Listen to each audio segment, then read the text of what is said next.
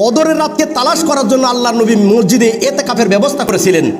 আল্লাহর নবী বিশেষ রমাজানে মাগরিবের পরে মসজিদে একটা কর্নার, একটা জায়গা আল্লাহ নবী ধরে থাকতেন ইতিকাফের জন্য। ইতিকাফ এটা হলো নিজেকে আবদ্ধ রাখা, বন্দি করে রাখা। কিসের জন্য?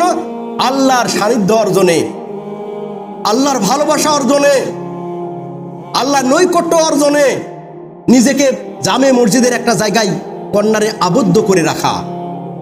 কারণ এই যে কোরআন অবতীর্ণ হয়েছে, নাজির হয়েছে কদরের রাত্রিতে, যেটা শুনলেন, এই কদরের রাত্রিতে ইবাদত করলে 1000 মাস থেকে উত্তম হবে।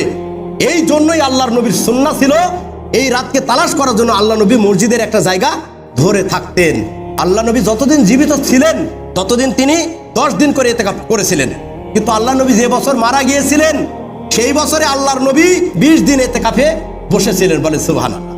আল্লাহ নবীর ইন্তেকাল হওয়ার পরে তার স্ত্রী আয়েশা রাদিয়াল্লাহু তাআলা আনহা কন্টিনিউ ইতিকাফ করে গেছেন।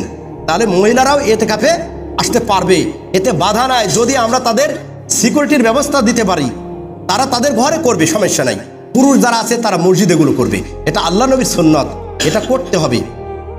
কারণ ইতিকাফকারী ব্যক্তির সব ধরনের সওয়াব এখানে আছে। ইতিকাফকারী ব্যক্তি এখানে বসে কোরআন তেলাওয়াত করতে পারবে, এখানে বসে মসজিদে আজান দিতে পারবে, নামাজ পড়াতে পারবে, মানুষদেরকে পড়াইতে পারবে। দুইটা মানুষ যদি দ্বন্দ্ব করে, ওই মসজিদ থেকে বের হয়ে গিয়েও বলতে পারবে চুপ চুপ, দ্বন্দ্ব করা যাবে না, চুপ। এগুলো করতে পারবে, ভালো ভালো কাজ করতে পারবে।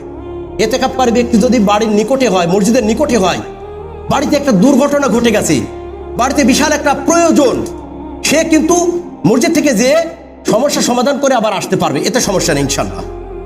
কিন্তু না যাওয়াই ভালো। ওখানে বলা হয়েছে যদি বড় ধরনের কোনো দুর্ঘটনা ঘটে সেক্ষেত্রে সে যেতে পারবে।